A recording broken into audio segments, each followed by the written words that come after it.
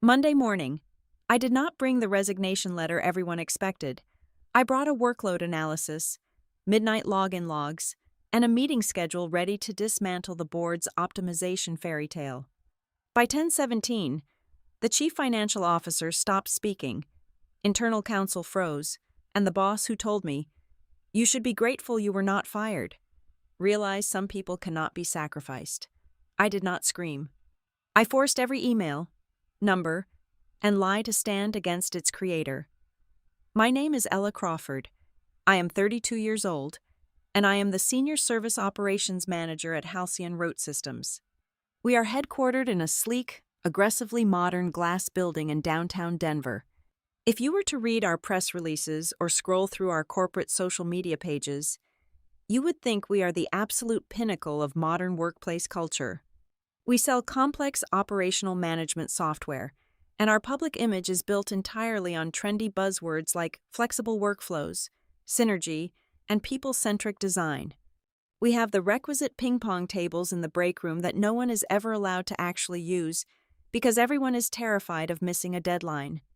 We have refrigerators stocked with expensive sparkling water and walls painted in calming, neutral tones. But underneath that shiny, carefully curated exterior, Halcyon is a relentless pressure cooker. It is an organization pathologically obsessed with quarter-over-quarter growth and the desperate manufacturing of perfectly manicured reporting metrics to appease our investors. The truth of the matter is that we are all running a never-ending marathon on a broken treadmill, and the only real rule in this company is that you cannot ever let the board of directors see you sweat. This Friday morning started with the unmistakable low-level hum of corporate panic. The air conditioning in the building felt at least 5 degrees colder than usual, a subtle physical warning of the slaughter that was about to take place. Grant Mercer, who had just been hastily and aggressively promoted to the role of Chief Operating Officer, summoned me via an automated calendar invite sent exactly 3 minutes before the meeting was supposed to begin. He chose the smallest, most suffocating, and isolated glass conference room on the 4th floor executive wing. When I walked in, he did not offer a greeting. He did not ask how my morning was going. He simply took a printed spreadsheet and slid it across the faux oak table toward me. It was the master department roster, and a full 30% of the names on that list were highlighted in a sickening, bright, neon yellow marker. It was a bloodbath, neatly organized into perfectly formatted rows and columns. Grant leaned forward in his ergonomic chair, resting his tailored sleeves on the table. "Marisol Vega, Owen Pike, and Lydia Hart," he said, tapping a manicured finger against the paper. His voice was completely flat and devoid of any human emotion, as if he were simply reading a grocery list instead of ending people's livelihoods.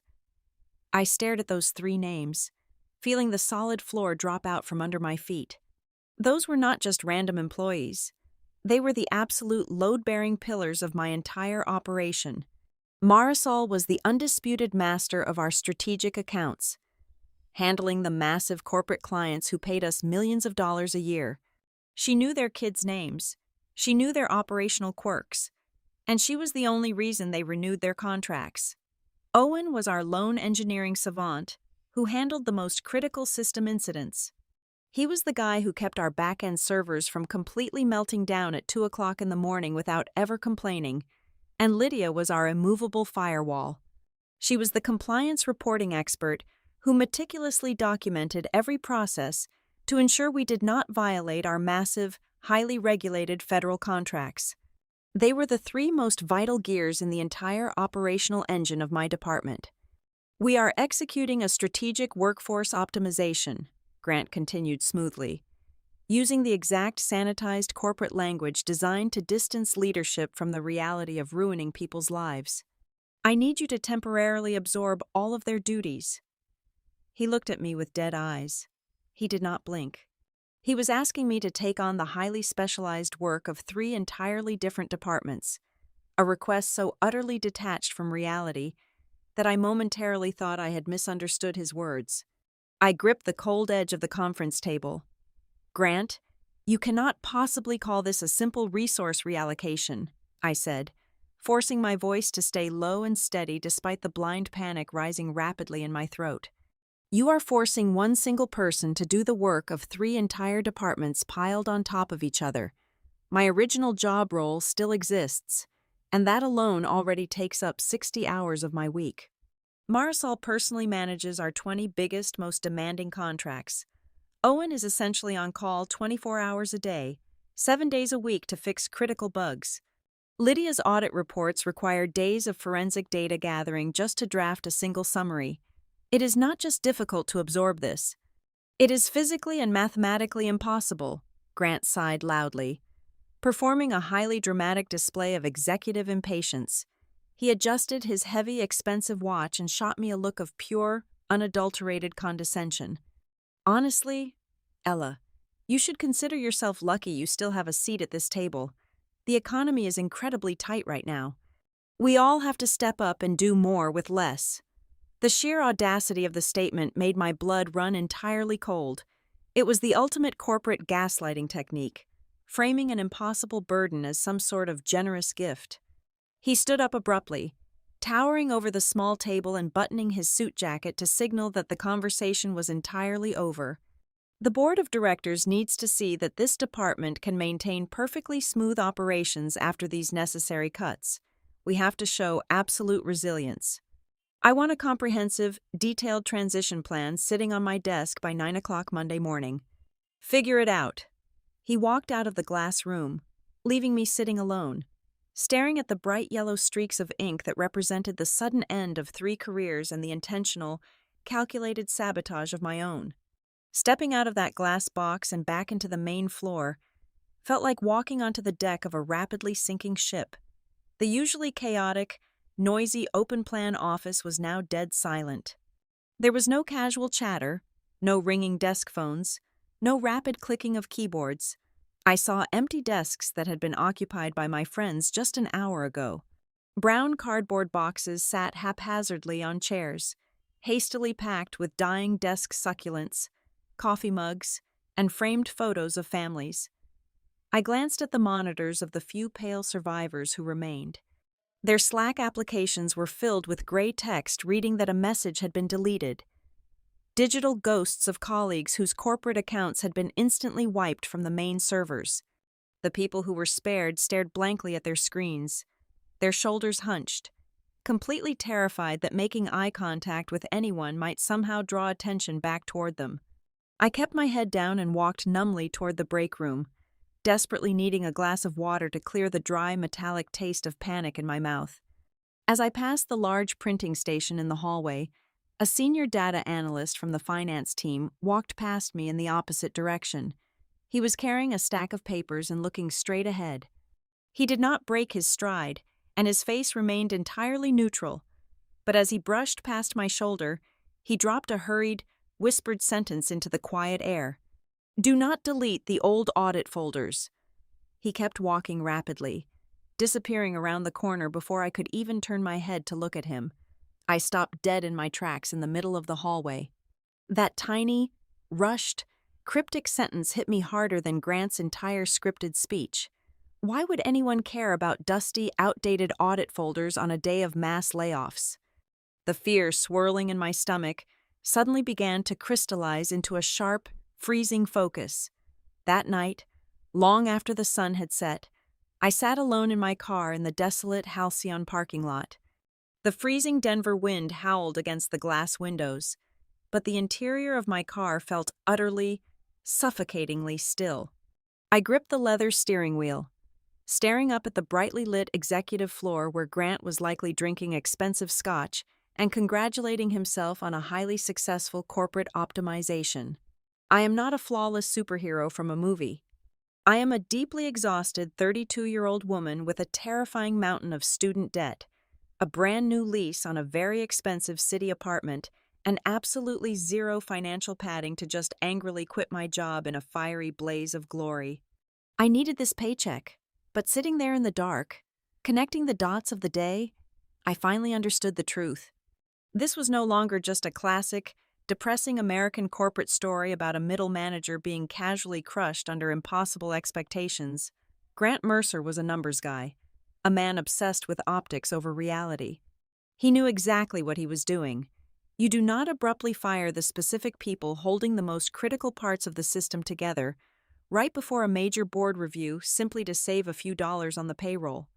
You fire them to hide the glaring fact that the system is already completely broken. He needed a scapegoat. He needed someone capable enough to frantically keep the lights on for a few weeks, but overwhelmed enough to inevitably drop the ball when the time was right to assign blame. This was the exact, defining moment where my path split. I could lower my head, push myself to work 100 hours a week, drain myself completely, and still end up being dismissed for incompetence when the company inevitably failed its upcoming compliance reviews and the major clients walked away. Or, I could use this weekend. I could tear apart every piece of data, every hidden system log, and every old audit folder they thought was permanently buried. I turned the key in the ignition, the car engine roaring to life in the quiet, frozen night. I was not going to be the silent sacrifice for their ridiculous efficiency charade. I was going to force every single lie to stand up and face the light. I am not the kind of person who can flip a desk and storm out to the sound of slow clapping. I am deeply pragmatic, perpetually exhausted, and tethered to the crushing reality of $82,000 in student loan debt. Just last month, I signed a 12-month lease on a one-bedroom apartment in the Highlands neighborhood that costs $2,400 a month. I do not have the financial runway to act on principle alone. Principals do not pay the heating bill in the middle of a Colorado winter, nor do they cover the rising cost of groceries. I live in the real world, a place where sudden unemployment means a rapid, terrifying slide into complete financial ruin. Over my 4 years at Halcyon Route Systems, I had become the invisible glue holding the cracking foundation together. I did not possess a glossy executive title. My business cards did not command immediate respect at high-end networking events, yet I was the single person everyone desperately searched for when things inevitably caught fire. If a client dashboard displayed catastrophic data errors, I fixed it. If an enterprise account made an entirely unreasonable demand that threatened to break our service agreements, I smoothed it over.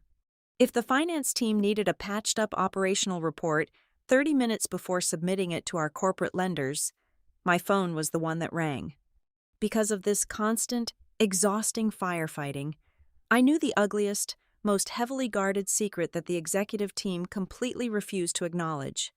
Halcyon did not run on the proprietary artificial intelligence workflows they heavily marketed to Silicon Valley venture capitalists. They sold a highly lucrative lie of seamless automation. In reality, the company ran entirely on the backs of exhausted human beings who silently compensated for gaping software holes by working endless hours of unpaid overtime. When the automated routing failed, my team manually sorted the data at 3 a.m. We were the manual overrides for a system sold as autonomous, human bandages covering deep structural wounds. Grant Mercer had absolutely no business running an operations department. He was not a logistics expert, and he certainly was not an engineering prodigy. His entire professional background was in sales strategy. He was a man who knew exactly how to stand in front of a venture capital board, wearing a perfectly tailored navy suit, and spin a spectacular, hypnotic story about synergy and market capture. He was significantly better at designing a sleek slide presentation than he was at fixing a desperately broken deployment process. His entire career was built on aggressively promising the moon and leaving the actual engineers to figure out how to build the rocket overnight.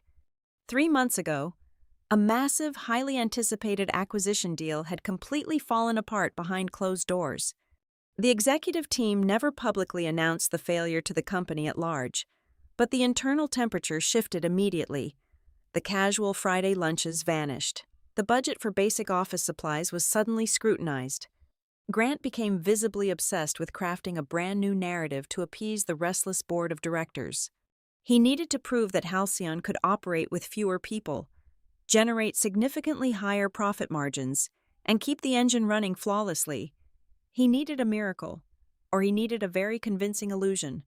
Sitting at my small kitchen island that Friday night, staring at the blank screen of my personal laptop, the scattered pieces of the afternoon's puzzle violently snapped together. Grant had not just thrown darts at a roster. Marisol, Owen, and Lydia were not random casualties of a blind budget cut. They were surgically removed. They were the three exact people who held the actual, unfiltered data. They understood the crushing reality of our true workload better than anyone else in the building. More importantly, they were the absolute hardest people to bully into signing off on fabricated, rosy status reports. Lydia would rather swallow broken glass than falsify a federal compliance document. She knew the severe legal penalties of misrepresenting audit data. Owen refused to close an engineering ticket until the root cause was actually solved, completely ignoring management's relentless pleas to just apply a temporary patch to make the numbers look good. Marisol would never lie to her enterprise clients about a service delay, just to make the quarterly metrics look slightly better for a board meeting. They were the fierce truth-tellers in a department increasingly desperate to hide the truth. I closed my eyes and mentally scrolled through the emails Grant had sent over the last 4 weeks. The pattern was blindingly obvious now, glowing like a neon warning sign in the dark. He had constantly demanded that managers simplify our severity codes. He explicitly instructed us not to escalate any issue unless it was an absolute, literal fire that the client was loudly complaining about. He repeatedly typed the phrase, "Prioritize the optics first." In multiple company-wide memos, he was meticulously laying the groundwork to hide the smoke before the entire building burned down. He wanted the system to look perfect on paper, regardless of how badly it was failing in reality. That night, instead of drafting a furious resignation letter, I walked over to my coffee maker. I brewed a massive pot of dark roast coffee, filling my largest mug to the brim, and carried it back to my dining table. I opened my personal laptop and logged into the back-end reporting portal through our secure virtual private network. I ignored the primary executive dashboards that Grant loved to show off. Instead, I started pulling raw data from the deep, forgotten operational reports that nobody in the executive suite ever bothered to read closely. I pulled server logs, client communication histories, and raw compliance audit trails. As the thousands of rows of raw data began to populate on my screen, a cold, terrifying clarity washed over me. I finally understood the absolute worst-case scenario, and it was significantly more dangerous than simply being overworked or suddenly laid off. Grant was not just being greedy, he was building a highly calculated trap. If I foolishly accepted his mandate to absorb the jobs of 3 entirely different departments, the system would inevitably collapse under the impossible weight. It was a mathematical certainty. One person cannot perform 120 hours of highly technical work in a standard 40-hour workweek. And when the servers inevitably crashed, when the massive clients breached their contracts and walked away in fury, and when the federal compliance audits failed spectacularly, Grant would not take the blame. He would simply open a pristine file folder, point directly at my name on the organizational chart, and tell the board of directors that the new senior service operations manager was simply incompetent. He would heavily document that I completely failed to maintain the post-restructure stability. I would be framed as the sole reason his grand optimization strategy failed. I would not just lose my job. I would become the official, legally documented scapegoat for the destruction of a multi-million-dollar software company. My professional reputation in the Denver tech industry would be permanently ruined, heavily tied to a catastrophic operational failure that I had absolutely no power to prevent. I took a slow sip of the scalding black coffee, staring at the blue light of the screen. I was not going to let a glorified salesman use my career as a human shield. Saturday morning arrived without the usual relief of the weekend. I woke up long before the sun rose over the mountains, my mind completely consumed by the sheer impossibility of the tasks laid out before me. I made my way to the small desk in the corner of my living room and opened my laptop. The silence of my apartment stood in stark contrast to the loud, chaotic racing of my thoughts. I logged into the company network, completely bypassing the polished, high-level dashboards designed for executive viewing. I needed the raw, unedited truth. I began meticulously exporting the raw support ticket data, the complex incident resolution logs, the scheduled client call blocks, the strict compliance reporting cycles, and the average handle times for every single category over the past 90 days.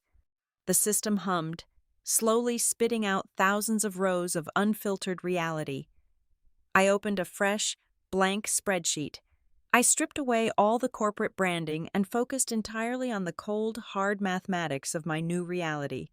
I carefully assigned the historical time averages to the massive pile of duties Grant had so casually dumped onto my lap just 24 hours earlier. I calculated the absolute bare minimum time required to execute these duties without explicitly violating our rigid service level agreements. When I finally hit the enter key on the total sum, the resulting number made the breath catch in my throat. 86 hours. If I worked with absolute machine-like perfection, taking zero breaks for meals, dealing with absolutely zero unexpected server crashes or client escalations, it would take me 86 hours a week just to keep the department barely afloat. It was not a stretch goal. It was a mathematical impossibility, an intentional setup for inevitable failure. While reviewing the operational modules I now needed to integrate into my daily workflow, I decided to cross-reference my own system access permissions. I needed to ensure I actually had the technical clearance to view the old compliance queues. That was when I found the first real piece of the trap. Deep inside the secure portal reserved for lender diligence, 2 highly sensitive readiness confirmation documents were sitting proudly in the completed folder.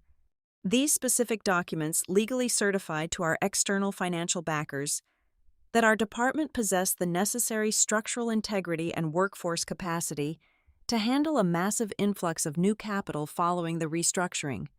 I scrolled down to the electronic signature line at the bottom of the page. My name was permanently stamped there as the final, authorizing approver. A cold chill radiated down my spine. I had never seen these documents in my entire life. I had certainly never reviewed their contents, and I absolutely did not sign them. My fingers flew across the keyboard as I immediately pulled up the underlying metadata properties for both digital files. The truth was hidden right there in the digital footprint. They were not signed from my assigned office workstation or my home internet protocol address. They were authorized and time-stamped at exactly 12:43 and 1:12 in the morning. Furthermore, the network address attached to the digital signature belonged exclusively to the executive virtual private network. Someone in the highest tier of leadership had logged in and used my credentials in the middle of the night to falsely certify a clean bill of health. My heart pounded heavily against my ribs as I dug directly into my own user profile logs. I needed to know how this was even technically possible. The answer was waiting in the administrative security audit trail. Someone had quietly expanded my system privileges exactly 1 week ago. They had silently granted my account the specific, high-level security clearance required to self-approve severe financial diligence reports. It was an incredibly convenient change. It was the perfect, flawless setup. When the external auditors eventually sifted through the wreckage and found the fraudulent documents, the entire digital paper trail would point directly to a rogue, overwhelmed middle manager approving her own false reports to hide her department's failures. My mind violently snapped back to the hurried, whispered warning I had received in the hallway the day before regarding the old audit folders. I immediately navigated away from the active servers and dug into the shared archive drive. This was essentially a digital graveyard where outdated files, rough drafts, and abandoned projects went to collect digital dust. I bypassed the clean, finalized versions of the quarterly reports that were presented to the board. Instead, I opened the hidden, unrestricted subfolders containing the raw, unedited drafts and the track changes documents. What I found inside those folders was a comprehensive, meticulously documented treasure trove of corporate fraud. Over the past 6 months, multiple severe service-level agreement violations had occurred on our platform. There were massive system outages that lasted for several hours, and data routing failures that cost our enterprise clients thousands of dollars in lost revenue.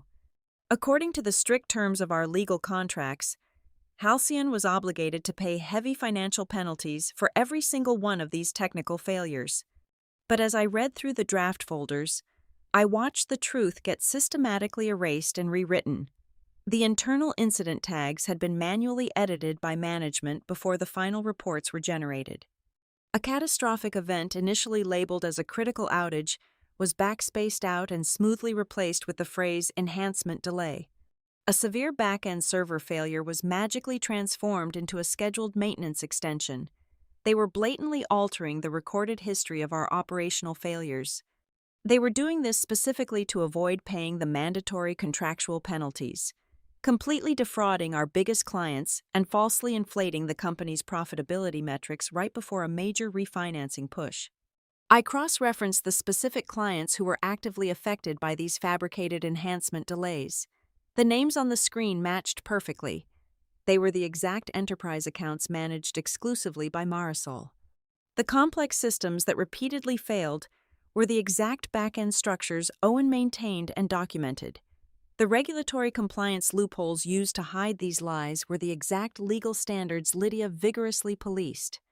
The sickening reality of Friday morning finally made total, terrifying sense. Grant had not just fired 3 expensive employees to save money. He had permanently and intentionally silenced the absolute last 3 people who retained the actual, factual, institutional knowledge about our binding commitments. The company had just severed the exact lifelines that the enterprise contracts depended on. Sitting there in the pale morning light, the entire nature of my situation violently shifted. The heavy, depressing exhaustion of being just another overworked corporate employee completely evaporated from my body.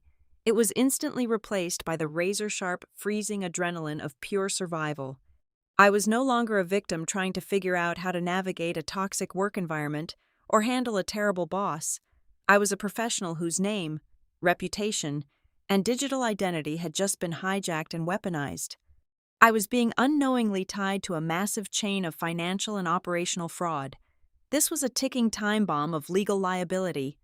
It could explode at any given moment, and when the federal regulators or the corporate lawyers finally came looking for blood, Grant had perfectly positioned me to take the entire blast.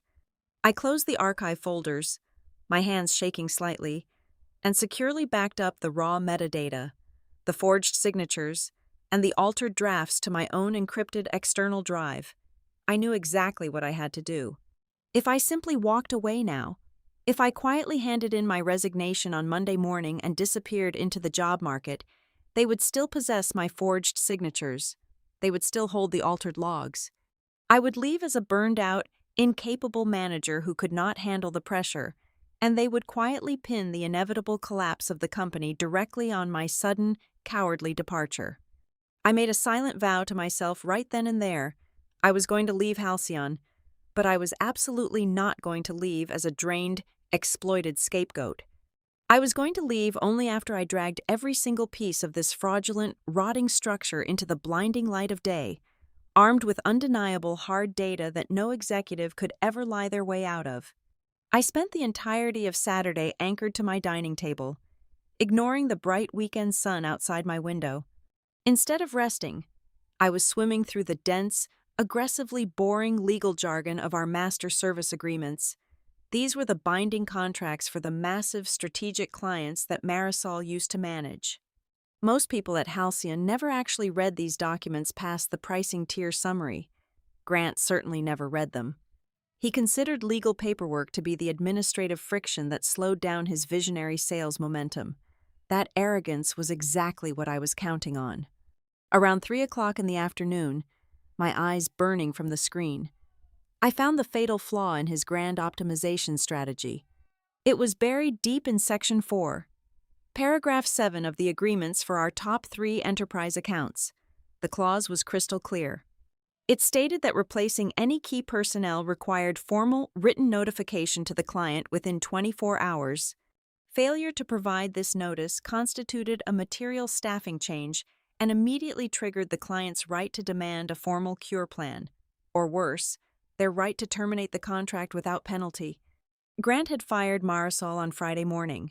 By Monday morning, the 24-hour window would officially close, and Halcyon would be an active, undeniable breach of its most lucrative contracts.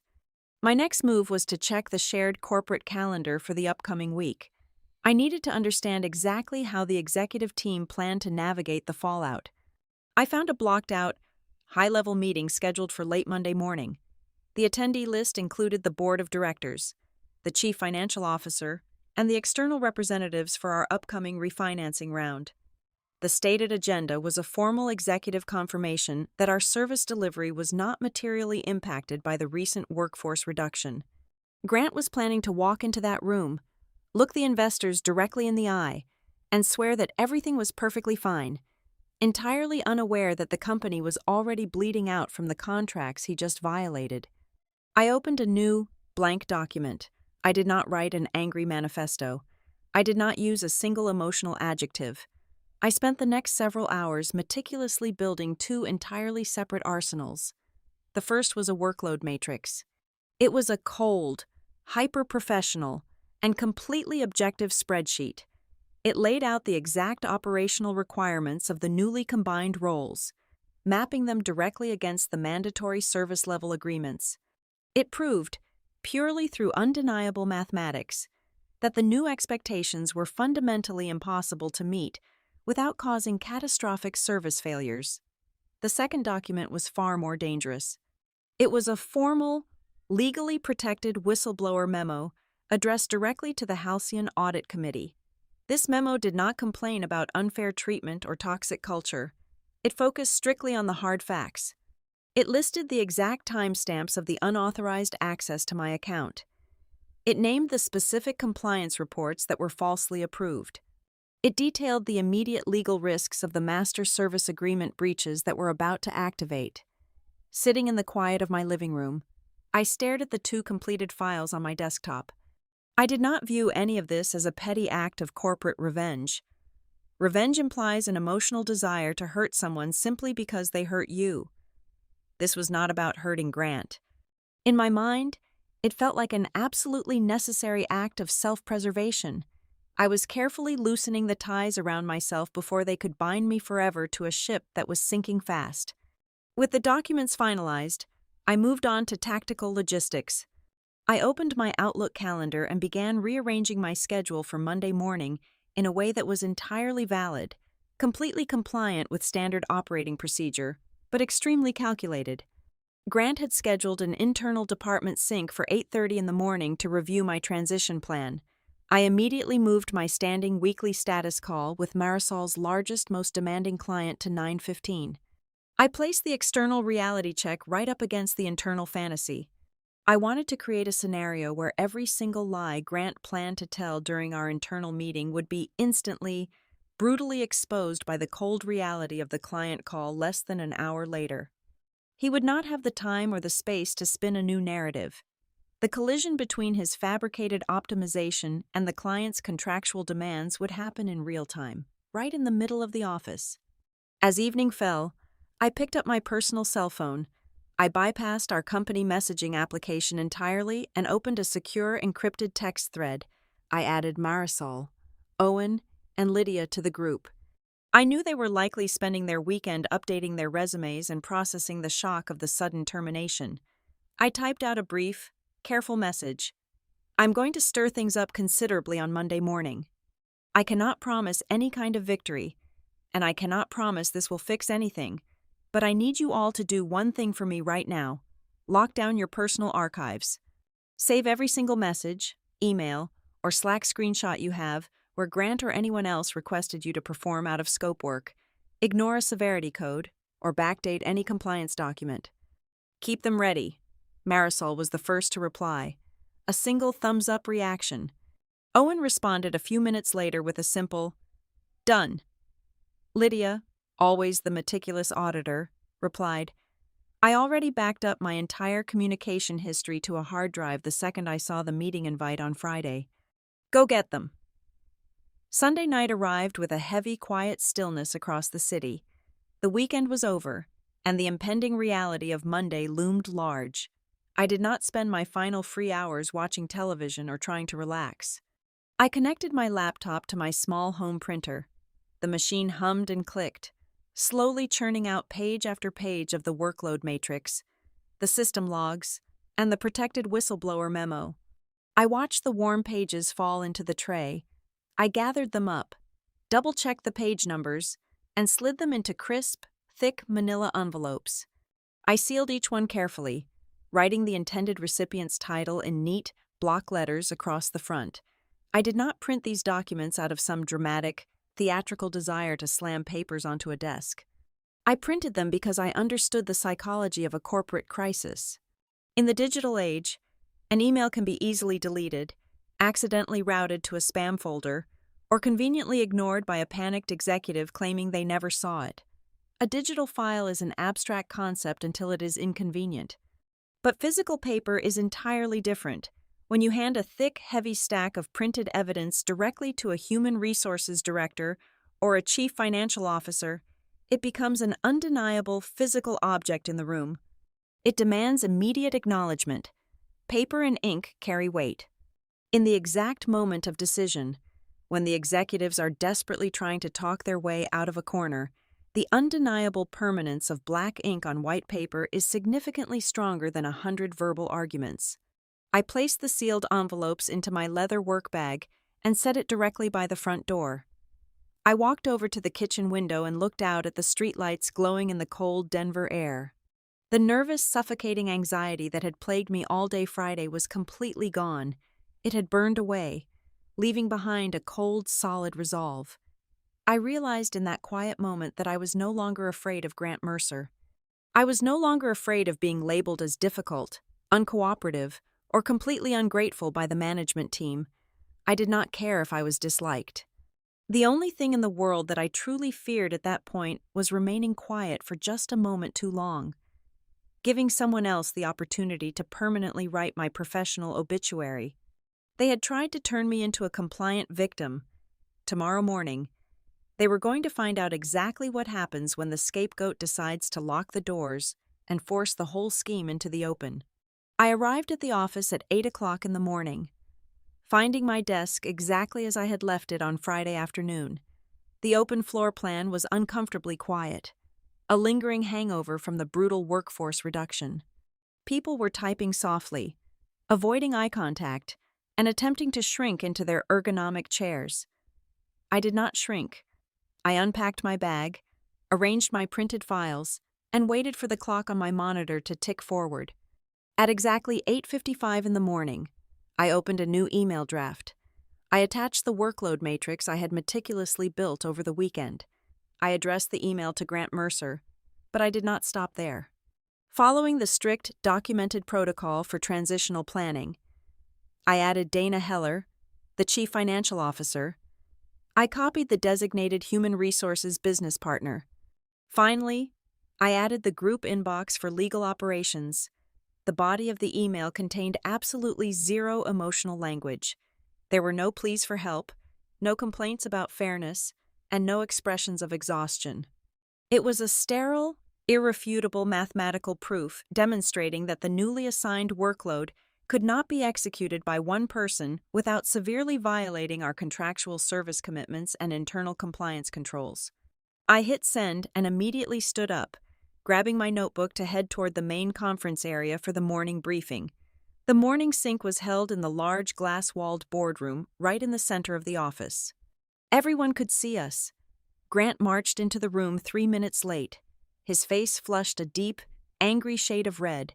He had clearly just read his emails. Dana Heller sat at the far end of the long table, her posture rigid, her eyes darting between her laptop screen and Grant. The human resources partner sat rigidly next to her. Grant threw his notebook onto the center of the table. He decided to play offense, attempting to publicly frame my data as an act of insubordination. He looked around the room, making sure the few remaining team members outside the glass could see him taking charge. "I have to say, Ella, I am incredibly disappointed," Grant began, his voice dripping with loud, manufactured condescension. "We are going through a critical transition phase. This company needs team players. Sending out a spreadsheet listing all the reasons you cannot do your job shows a highly concerning anti-change attitude. Top performers adapt when the company faces headwinds. They do not hide behind math to avoid rolling up their sleeves." He was trying to bait me into a defensive, emotional argument. He wanted me to raise my voice or complain about being stressed so he could easily write me off as hysterical and uncooperative. I did not take the bait. I sat up straight, folded my hands on the table, and looked him directly in the eyes. "Grant, I am not discussing my attitude or my willingness to work," I stated evenly, making sure my voice carried clearly to Dana Heller at the end of the table. "I am simply asking for explicit clarification on your operational directive.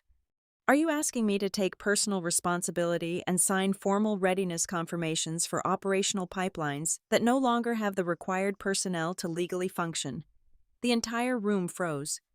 The subtle hum of the air conditioning suddenly sounded like a roaring jet engine. Dana Heller stopped typing. Her head snapped up, her sharp eyes locking onto Grant. Grant realized immediately that he was cornered in front of the chief financial officer. His confident facade cracked, giving way to defensive irritation. He waved his hand dismissively, a frantic gesture to brush away the massive liability I had just dropped onto the table. "You need to do whatever it takes to maintain stability," he snapped, his voice losing its polished executive tone. "Just get it done, Ella. And make sure you update the weekend transition notes to reflect that the system's stability has been fully assessed and secured." It was the exact catastrophic error I needed him to make on the record. He had just verbally instructed me to falsify a risk assessment in front of a room full of witnesses. "I understand your request," I replied, keeping my tone perfectly conversational and completely flat. "However, I cannot backdate any operational assessment or confirm system stability when the current data clearly indicates an active, immediate risk of violating our service-level agreements." Nobody spoke. The heavy silence was a physical weight pressing down on the polished wood table. Grant opened his mouth to shout, but before he could form a word, the digital clock on the wall flipped to 9:15. The speakerphone in the center of the table beeped loudly, signaling the start of the scheduled conference call with our largest enterprise client. Grant scrambled to recover, desperately trying to switch back into his smooth, charismatic sales persona. He reached forward and pressed the flashing green button to answer the call. "Good morning. This is Grant Mercer," he said, forcing a bright, artificial cheerfulness into his voice. "We have Ella Crawford on the line as well." The voice of the client representative echoed through the room. It was crisp, professional, and entirely devoid of warmth. "Good morning. I am looking over the invite list. Where is Marisol? She is usually the one leading these weekly syncs, and she has not responded to my weekend emails regarding the upcoming deployment schedule." Grant leaned toward the microphone, smiling a tight, nervous smile that the client could not see. Yes. Marisol is no longer on this specific account. It is simply a minor internal reshuffle to streamline our communication. Ella will be absorbing her duties moving forward to ensure you get even faster service." He lied effortlessly, assuming the client would accept the corporate jargon and move on. He assumed I would sit silently and play along with the charade. He assumed completely wrong.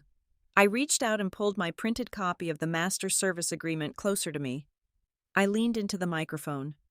"Actually," I said, my voice cutting through the lingering echo of Grant's lie, "according to Section 4, Paragraph 7 of your master service agreement regarding named personnel changes, any transition of key account management requires a formal, written notification within 24 hours of the change."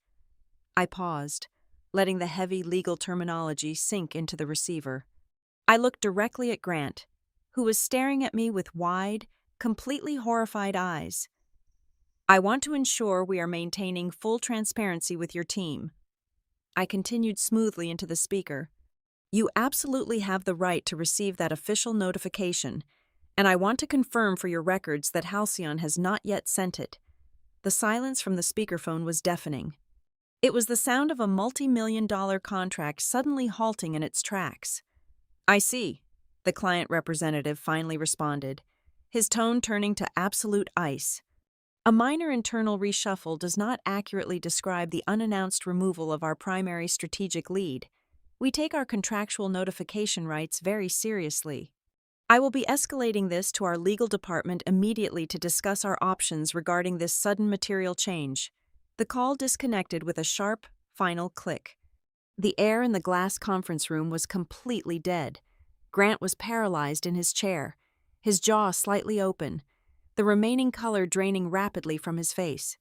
He had tried to play a dangerous game of optics, and I had just detonated reality right in the middle of his carefully constructed stage. I slowly turned my head away from the phone and looked down the long table. Dana Heller was no longer looking at her laptop. She was staring directly at Grant. The expression on her face was chilling. She was not looking at a fellow executive. She was not looking at a trusted colleague or an ally in the boardroom. She was looking at a massive, walking liability who had just actively triggered a critical breach of contract with their biggest source of revenue right in front of her. The chief financial officer finally understood that the optimization story was a complete fabrication, and she realized, with absolute clarity, that she was sitting entirely too close to a man who had just set the entire building on fire. The dead air in the glass boardroom lasted for exactly 3 seconds before Grant abruptly stood up. His heavy chair scraped violently against the polished floor, the sound echoing sharply across the silent room.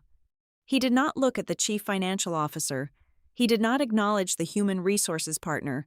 He marched directly toward me, his face tight with a furious, panicked energy that he was desperately trying to contain. "My office, right now," he hissed, his voice dropping an entire octave to maintain some fragile semblance of executive control in front of the watching floor. I calmly gathered my notebook and my leather bag, matching his frantic, vibrating anger with absolute, glacial stillness. I followed him out of the glass box and down the narrow, carpeted hallway toward his corner suite. The moment I crossed the threshold of his office, he slammed the heavy, solid wood door shut, completely cutting us off from the open floor. The blinds were partially drawn, casting long, sharp shadows across his pristine, aggressively organized desk. "Are you completely out of your mind?" Grant demanded. He did not bother to sit down. He paced rapidly behind his desk, eventually leaning forward to plant both of his hands firmly on the dark wood surface. He was trying to use his physical height to intimidate me, looming over the space between us. "You just intentionally sabotaged a multi-million-dollar account. You threw a live grenade into a critical client meeting simply because you are throwing a childish tantrum over a temporary workload increase. I could terminate your employment right this exact second for gross misconduct and deliberate destruction of business operations. Do you understand the severity of what you just did? You are entirely replaceable." I did not blink. I did not step back. I did not offer a frantic apology, nor did I attempt to passionately defend my loyalty to the company. I simply reached into my bag, unclasped the brass lock, and pulled out one of the crisp manila envelopes I had prepared the night before.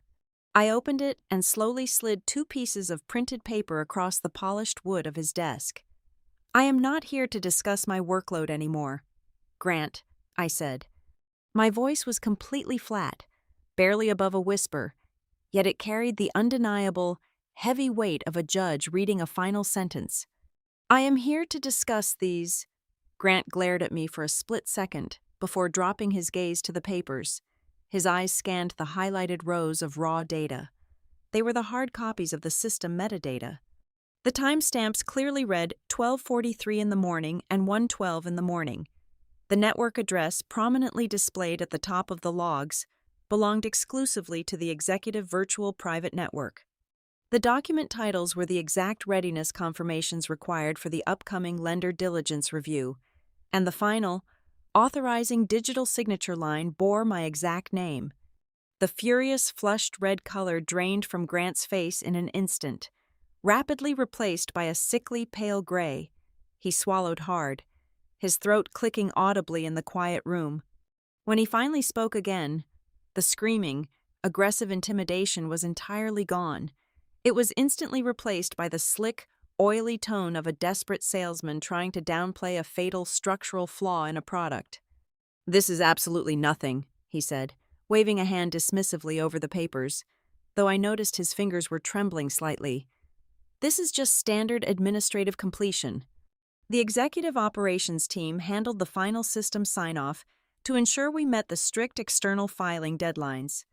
It is a completely normal, helpful procedure when our mid-level managers are overwhelmed with their daily tasks. We were just streamlining the process for you. The sheer, breathtaking audacity of framing criminal identity theft and federal compliance fraud as a helpful corporate favor was staggering. I looked at him with absolute, unshielded disgust. You used my secure digital identity to forge legal risk assessments that deliberately hide your structural failures from our financial backers, I stated cleanly, leaving absolutely no room for his corporate spin to take root. And you did it right before attempting to force me out of the company to take the blame. He opened his mouth, likely to spin another desperate lie, but I cut him off with a single, softly spoken sentence that completely destroyed his remaining initiative.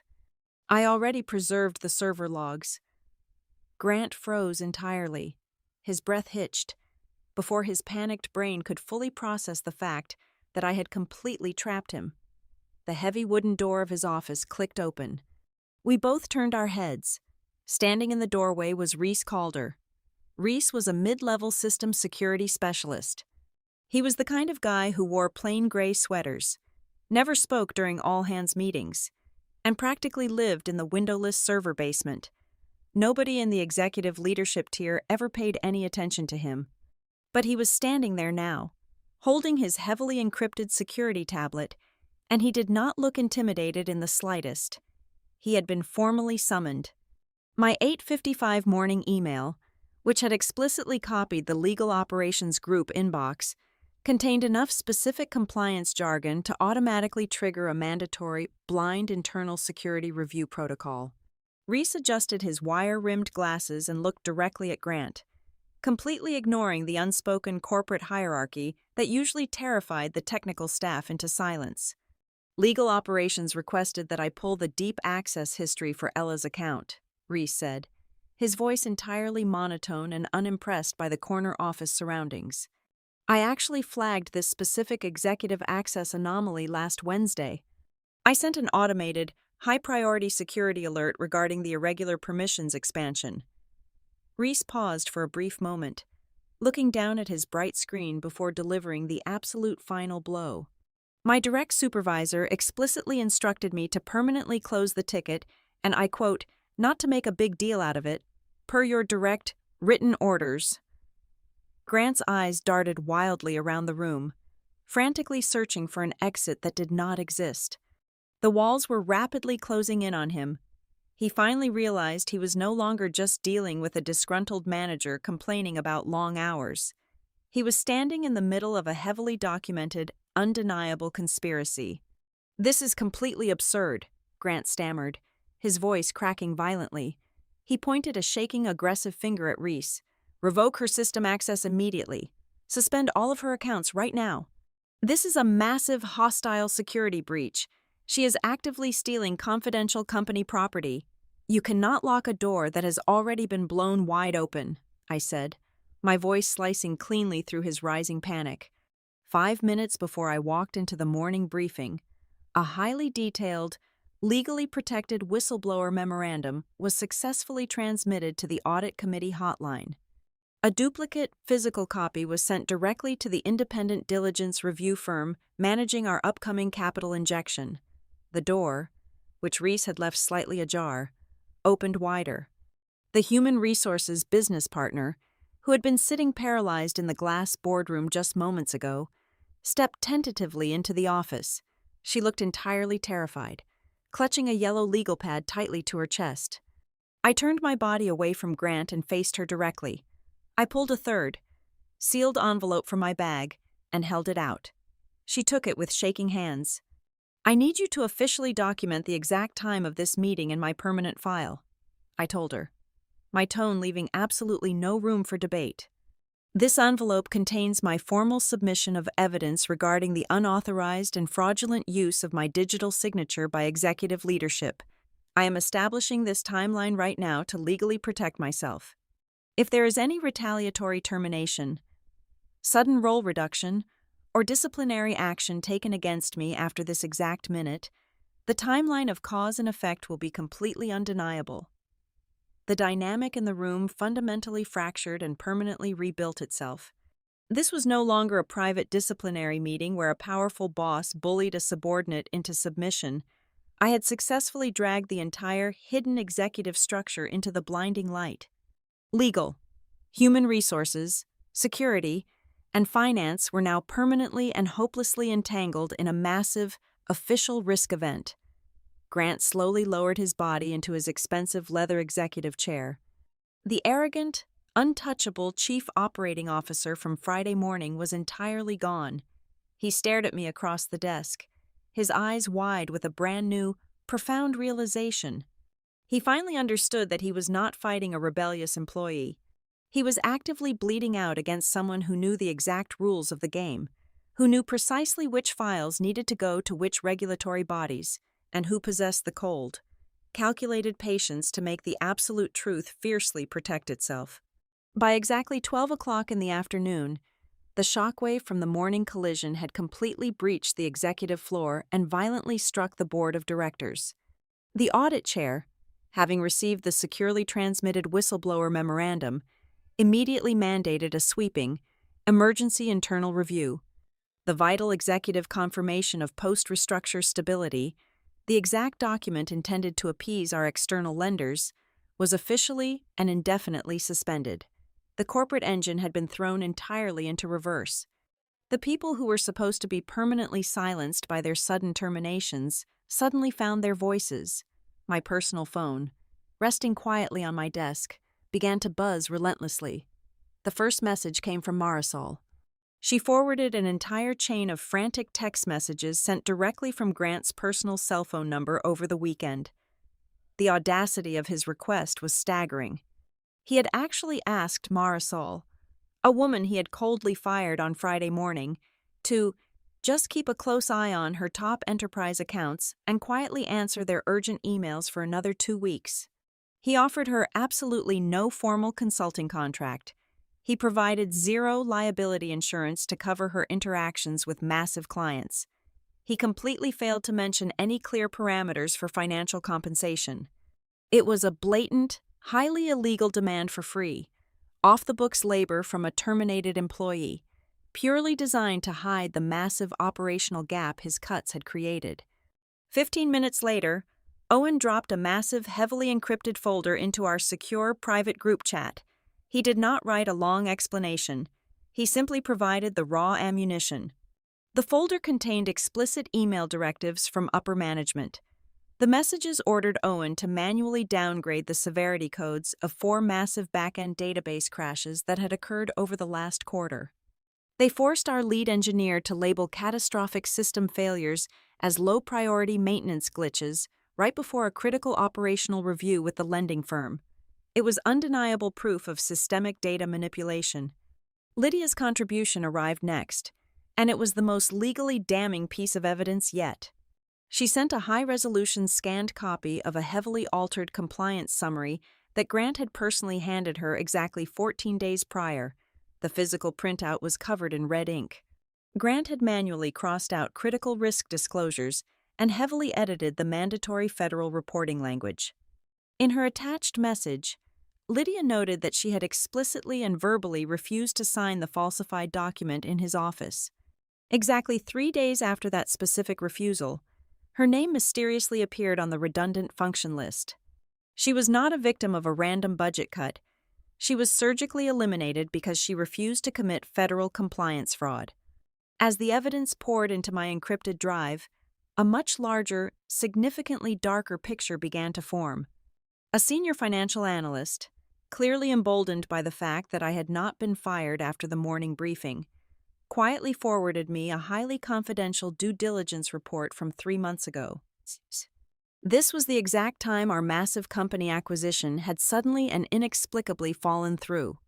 The official company line, parroted by Grant at every town hall meeting, had blamed unpredictable market conditions and shifting venture capital priorities. That was a complete fabrication. The due diligence report revealed the terrifying truth.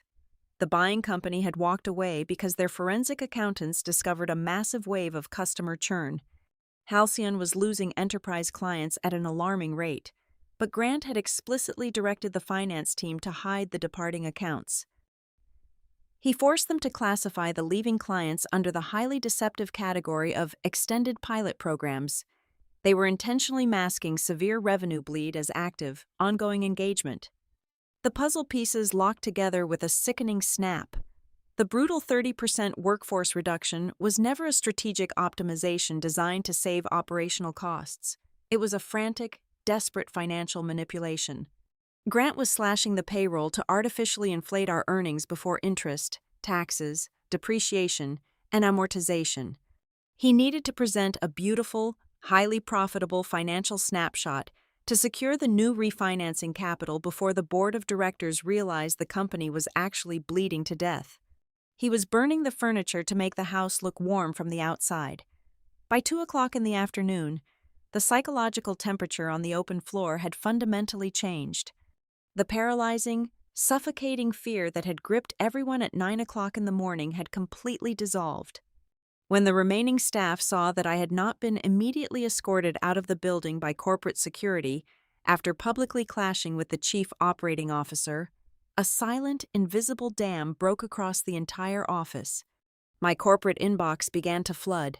Employees who had spent years keeping their heads down, desperately avoiding office politics, started quietly forwarding me their own hidden receipts.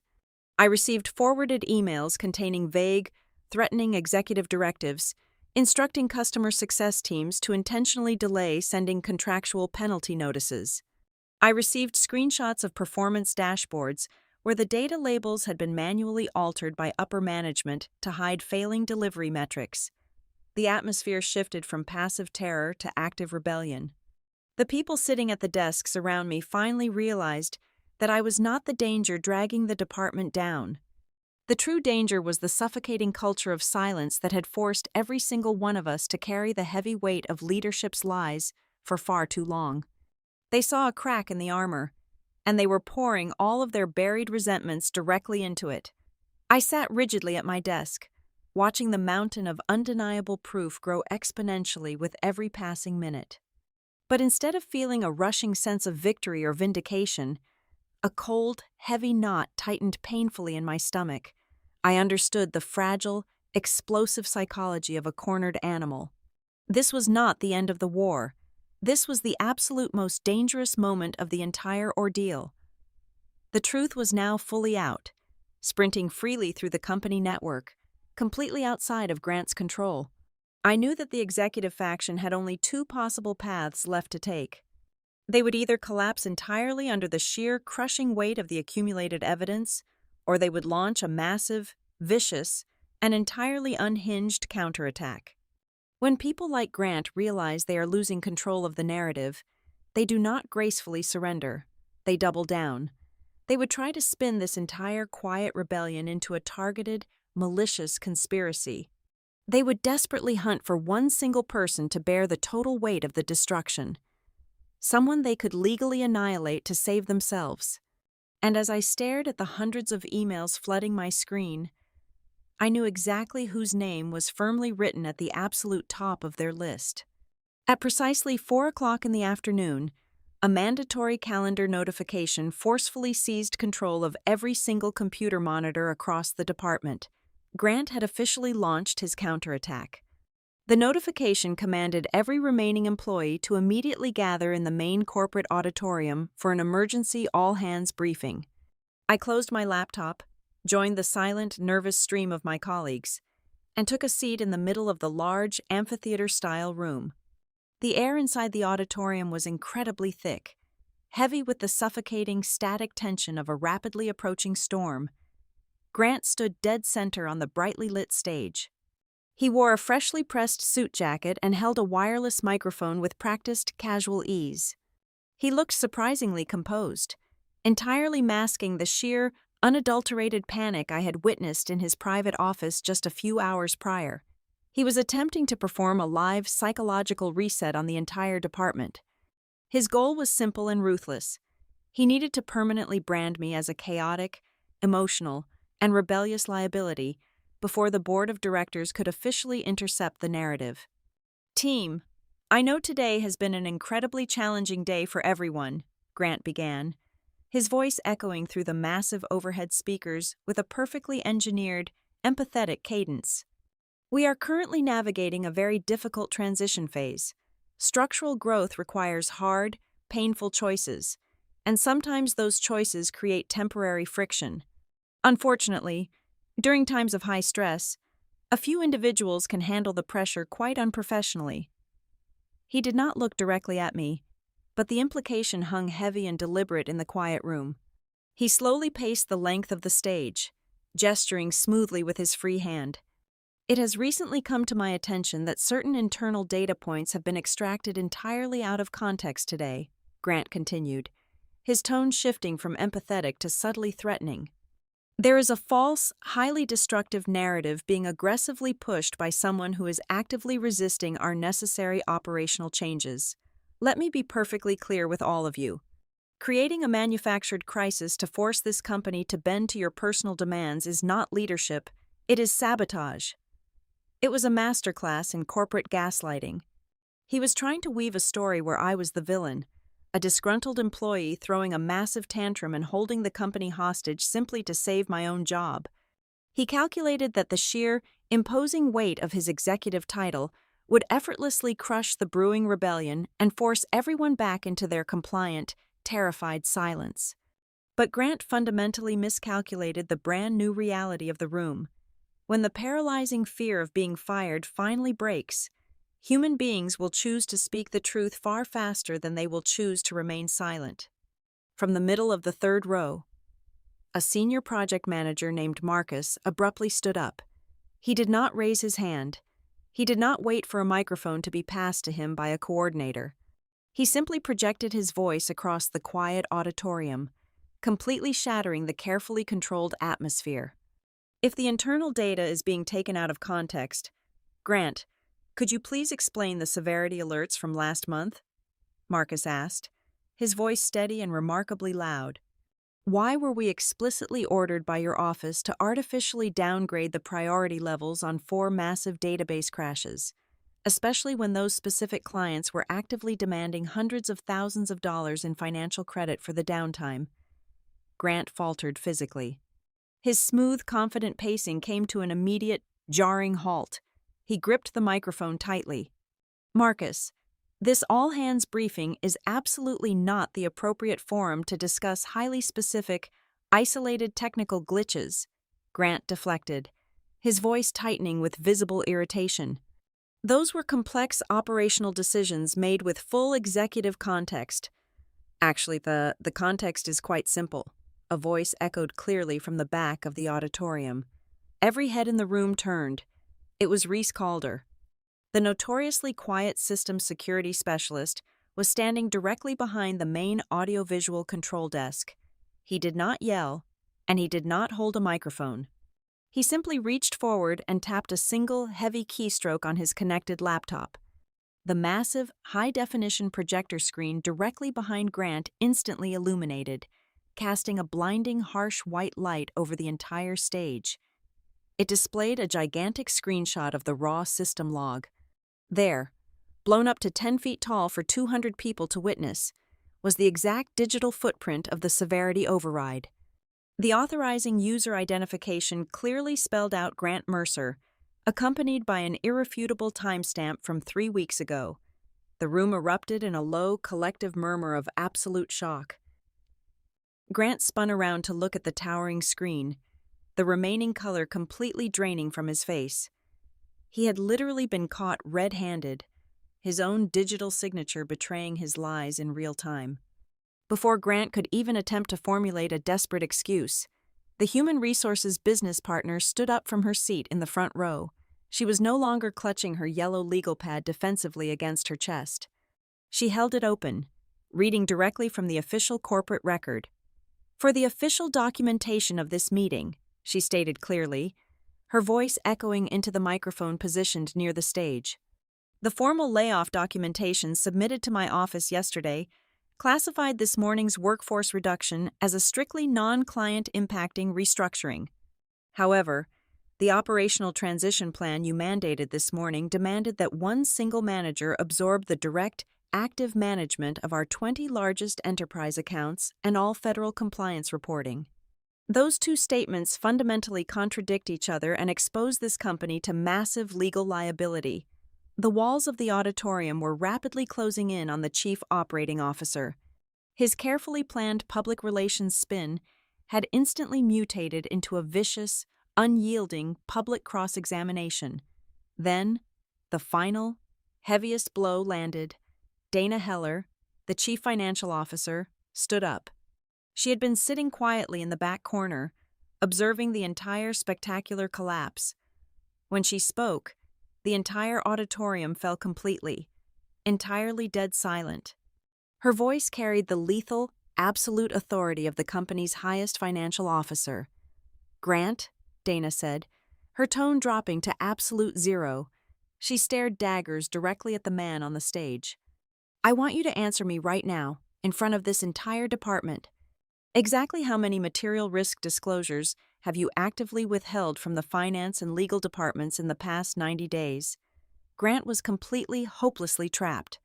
He was standing on a brightly lit stage, surrounded by gigantic, irrefutable proof, being interrogated by his own executive peer, his polished persona entirely shattered, leaving behind nothing but pure, unadulterated panic. He completely abandoned his subtle implications and pointed a trembling, furious finger directly at me in the audience. "She stole that data," Grant screamed, his voice cracking violently over the public address system, completely losing control of his emotions. "Ella Crawford is actively committing corporate espionage. She illegally breached secure executive files to steal proprietary company information. Security needs to escort her off the premises this exact second." The entire auditorium shifted their gaze to me. I did not stand up. I did not raise my voice to match his frantic yelling. I remained seated, my hands folded calmly in my lap, looking directly at the man having a public meltdown on stage. "I did not steal a single thing, Grant," I replied, ensuring my voice was perfectly steady, calm, and utterly rational, providing the ultimate contrast to his hysterical screaming. "Every single document, system log, and compliance report I accessed falls strictly within my mandated administrative purview as the Senior Service Operations Manager according to the company policy. Furthermore, the sensitive financial documents were not distributed publicly. They were submitted directly and securely to the Board of Directors Audit Committee hotline, perfectly in accordance with the protected whistleblower protocols outlined in our own employee handbook." Nobody moved. Nobody breathed. The giant projector screen continued to cast its harsh, bright light over Grant's rigid, sweating figure. The all-hands meeting, strategically designed to reassert his total dominance, had become a spectacular, unmitigated disaster. It was no longer a corporate update intended to reassure the staff. It had devolved into a live, public confession, where every single time Grant opened his mouth to defend himself, he inadvertently dug his professional grave significantly deeper. He had tried to build a firing squad, completely unaware that he was the only one standing against the wall. By 5:30 in the afternoon, the executive wing felt less like a corporate office and more like a crisis room. The explosive fallout from the all-hands meeting had entirely stripped Grant of his usual theatrical control. An emergency, closed-door session was officially scheduled for 6 o'clock in the main boardroom. This was not a standard quarterly review. The attendee list included the senior members of the board of directors, the primary representative from our external lending firm, and a senior partner from the outside legal counsel representing the investors. Grant was no longer the director of the play. He was the subject of an active inquisition. 10 minutes before the meeting was set to begin, Grant intercepted me in the narrow corridor leading to the executive kitchen. He looked physically diminished. His tailored suit seemed to hang loosely on his frame, and the arrogant, untouchable aura he usually projected had completely evaporated. But cornered men are often the most manipulative, and he still had one final, desperate card to play before the heavy doors closed. "Listen to me," Grant said, keeping his voice to an urgent, hushed whisper as he glanced nervously down the empty hallway. "We can still fix this before we walk into that room. I am prepared to authorize an immediate $50,000 retention bonus. wired directly to your account by tomorrow morning. I will bump your title to Vice President of Global Operations, effective immediately. I will give you complete, special authority over your entire department budget. You can hire back anyone you want. All you have to do is sit at that table and tell the board that the internal communications were simply a temporary misunderstanding during a highly stressful transition period. He was attempting to buy my silence with the exact corporate currency he valued above all else, money and a shiny title. But it was his next sentence that truly revealed the absolute darkness at the core of his leadership. He leaned slightly closer, attempting to forge a false sense of camaraderie. I chose you to carry it all because you are the strongest one here. Ella, I knew you could shoulder the weight. It was supposed to sound like a compliment. It was designed to flatter my ego, to make me feel uniquely capable and indispensable. Instead, it was the coldest, most revealing statement he had ever made. In that single sentence, Grant exposed his entire worldview.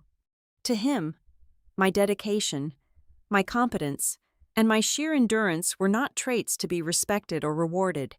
They were simply natural resources to be aggressively mined and exploited until they were completely depleted.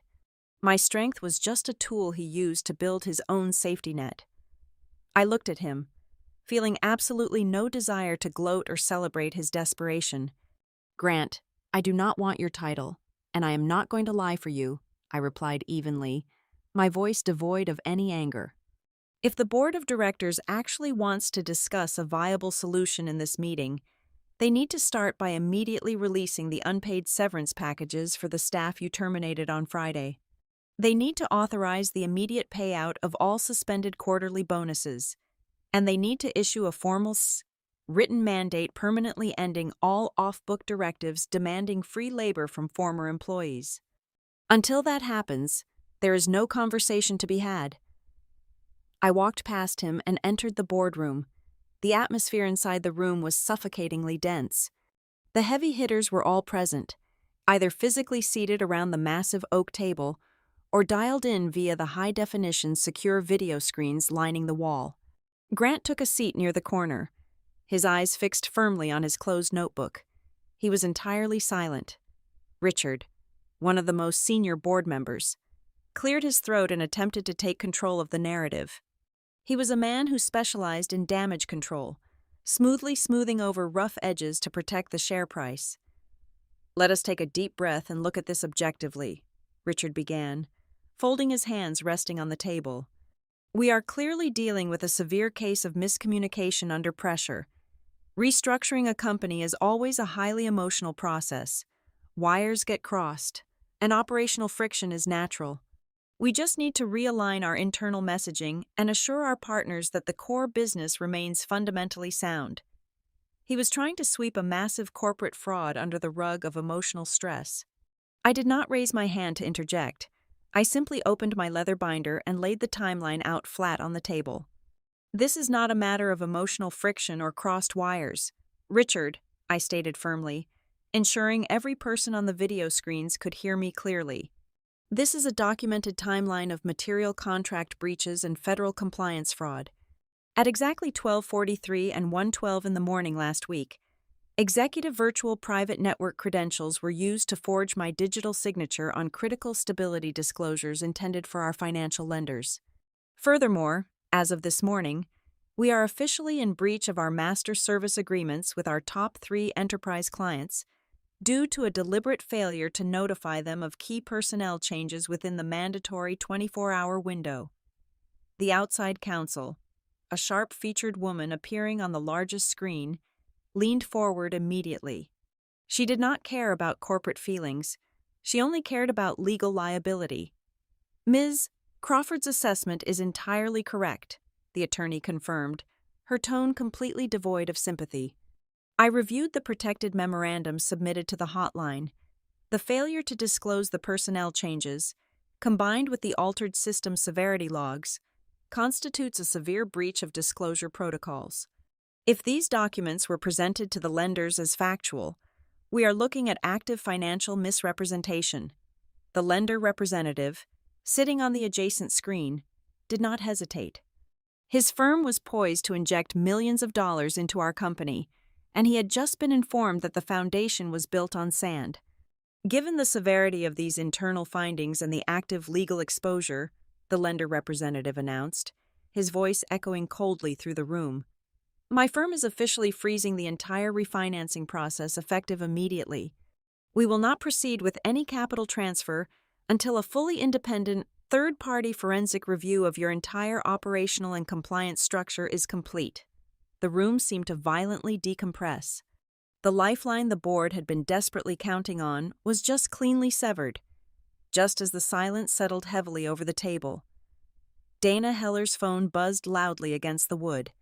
She picked it up, her eyes scanning the new email. Her face turned completely ashen. She looked up at the board members. I just received a formal notification from the legal department of our largest enterprise client, Dana said, her voice shaking slightly. They have officially issued a 10-day cure notice.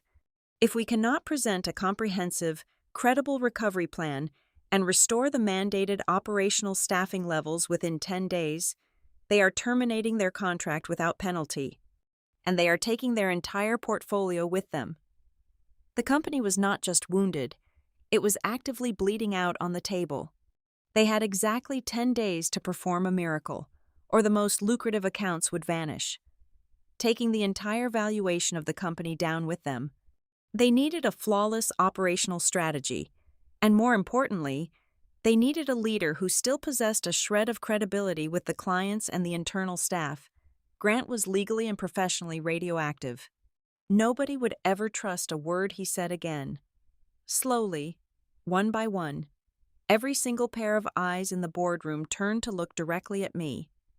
It was a moment of profound, painful irony.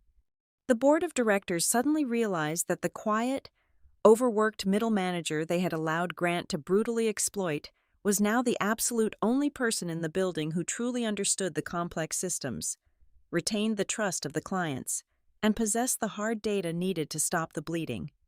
They needed me to step up, take the reins, and miraculously save the company from the exact disaster they had negligently allowed to happen. I looked back at the ring of desperate executives and silent video screens. I saw the quiet pleading in their eyes. They were completely ready to offer me anything I wanted, but as I sat there, observing the wreckage of their own arrogant decisions, I felt absolutely no desire to be their savior. That was the most devastating blow I could possibly deliver to the board. They desperately needed a human shield to protect their burning building, but they were staring at a person who had finally, unequivocally decided to let it burn. The heavy silence in the boardroom was absolute, broken only by the quiet hum of the ventilation system. The executives stared at me, waiting for me to accept the crushing burden they had so carelessly created. Even as the walls of his own making collapsed entirely around him, Grant simply could not help himself. He was completely incapable of acknowledging defeat. He leaned forward in his chair, adjusting his tie with a trembling hand, and attempted to summon his commanding executive voice one last time. "Well, Ella, this is exactly why you are in leadership," Grant said, his tone dripping with a desperate, artificial authority. "We clearly have some severe operational gaps, but we need you to take full ownership of this crisis. You need to spearhead the recovery plan and guide the remaining team through the turbulence. We can sort out the administrative misunderstandings later, but right now, the company needs you to step up and fix this." He was still trying to hand me the mop to clean up his disaster. He genuinely believed that if he used enough corporate buzzwords, I would reflexively fall back into line and do the exhausting work of saving his career. I looked at him with a profound sense of pity. Then, I turned my attention back to the senior board members and the outside legal counsel displayed on the video screens. I was ready to play the absolute final card, a strategic asset I had kept entirely hidden since the beginning of the chaos. "I am not going to spearhead anything for Grant," I stated, my voice echoing clearly across the long oak table. "However, I do have a recovery plan. 6 weeks ago, my team and I recognized a highly concerning shift in the operational directives coming from the executive suite.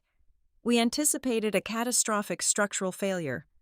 In response, Marisol, Owen, Lydia, and I spent our own personal time quietly building a comprehensive contingency playbook. Grant's eyes widened in sudden horror. He opened his mouth to object, but the outside counsel raised a hand on the video screen, silencing him instantly. This playbook, I continued, contains every single client dependency, the absolute minimum operational workflows required to maintain our service-level agreements, the exact fracture points of our back-end systems, and the precise technical recovery sequences needed to keep the enterprise accounts online. It is the only existing roadmap that can actually save the contracts we just breached. The board chair leaned forward, a glimmer of desperate hope flashing across his face. Where is this document? We need it deployed to the surviving engineering teams immediately. It is not on any Halcyon server, I replied coldly. It is not on my company laptop, and it is not in any internal archive where executive leadership can manually alter the data to hide their tracks. Yesterday evening, I transferred the entire encrypted playbook directly to the outside legal counsel representing the lending firm. I submitted it as a formally preserved evidentiary asset. The senior partner on the video screen nodded slowly, verifying my statement to the terrified board of directors. I had completely removed the company's survival guide from their physical control. The playbook is legally locked, I explained, watching the reality crash over the executives in real time. I have stipulated that it can only be released and utilized under two specific, non-negotiable conditions. Condition 1 requires the immediate, fully transparent rehiring of Marisol, Owen, and Lydia, with full back pay and formal guarantees against retaliatory termination. Condition 2, should they choose not to return, requires the company to immediately and unconditionally release my entire former team from all non-compete clauses and legal threats, allowing us to walk away cleanly. The board instantly understood the brutal, undeniable truth of the situation. Their optimization strategy was dead. The only remaining path to keep the company alive was to completely reverse the disastrous personnel cuts and ruthlessly eliminate the man who had pushed them to the absolute brink of destruction. Dana Heller, the chief financial officer, did not hesitate for a single second. She looked directly at the audit chair sitting across the table. They exchanged a brief, silent nod of complete agreement. Dana turned her chair to face Grant. "Grant Mercer," Dana said, her voice landing like a gavel. "Effective immediately, you are placed on mandatory administrative leave, pending a comprehensive, independent forensic review of your entire department. This review will cover every single compliance disclosure, every altered system log, and every instance of forged digital authorizations. You are to hand over your company phone and your security badge right now. Corporate security will escort you out of the building." Grant sat completely frozen. The color drained entirely from his face, leaving him looking hollow and incredibly small. He tried to stammer out a defense, to spin one final lie, but the words died in his throat. He looked around the room, searching for a single ally, but he found absolutely nothing but cold, furious glares. He slowly reached into his pocket, placed his badge on the wood surface, and walked out of the boardroom in total silence. With the architect of the disaster officially removed, the board of directors immediately turned their collective desperation back toward me. The board chair offered a warm, incredibly placating smile. "Ella, you have demonstrated extraordinary operational awareness," he said smoothly. "We want to formally offer you the position of Executive Vice President of Operations. We will double your current salary. You will have a massive retention bonus, real executive power, and the absolute authority to handpick your own recovery team. You can build the department exactly the way you want it." It was a phenomenal offer. If they had presented me with that exact package a year ago, I would have accepted it without a second thought. I would have dedicated my life to fixing their broken machines. But standing in that room, looking at the people who had blindly allowed a toxic, manipulative leader to destroy the livelihoods of my friends simply to boost a quarterly profit margin, I felt completely detached. "No," I said softly, but with absolute, unbreakable finality. The board chair blinked, genuinely shocked. Ella, this is a massive opportunity to change the culture from the top down. I am not going to spend the best years of my professional life trying to prove that an inherently exploitative environment can suddenly become decent just because you desperately need someone to hold the fire extinguisher, I replied, closing my leather binder. You do not want a leader. You want someone to clean up a mess you created. I decline the offer, and I am officially submitting my resignation. Effective right now. I did not wait for their counteroffer. I turned around and walked out of the glass boardroom, leaving the executives sitting in the suffocating silence of their own making. Over the next several weeks, the fallout was incredibly swift and completely unsentimental. Halcyon failed to meet the demands of the cure notice. Two of our largest enterprise clients formally terminated their massive contracts. However, those clients did not just walk away. They reached out directly to Marisol. They knew exactly who actually did the heavy lifting. They offered to fully fund a brand new, independent operational management studio if she could assemble the right team. Within a month, Marisol, Owen, Lydia, and I co-founded our own firm. We leased a bright, open office space on the other side of Denver.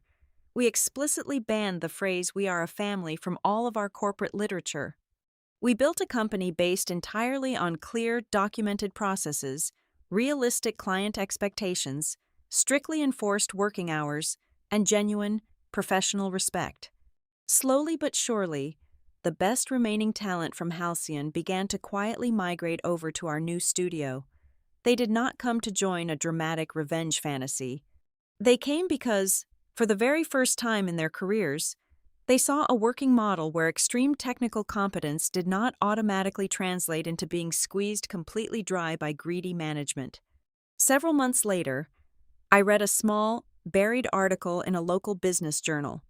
Halcyon Route Systems had been quietly sold off for parts in a highly depressed, incredibly sad corporate acquisition. There was no explosive movie ending, no dramatic courtroom scenes, and no screaming matches in the rain. Just a quiet, pathetic whimper of a failing company fading into total obscurity. Standing in my new office, looking at a project schedule that actually respected the human capacity of my team, I realized the ultimate truth about professional warfare. The strongest, most devastating form of revenge is not destroying a terrible boss. The most powerful revenge is simply building a reality where men like Grant Mercer no longer have a place to hide, and where their desperate, toxic exploitation can never again be disguised as actual leadership. Thank you so much for listening to my story today, and I would love to know where you are tuning in from. So please leave a comment down below to share your thoughts and connect with everyone. If you enjoyed this journey, please subscribe to Boss Revenge Stories. Hit the like button on this video, and do not forget to turn on notifications so this story can reach and empower even more people.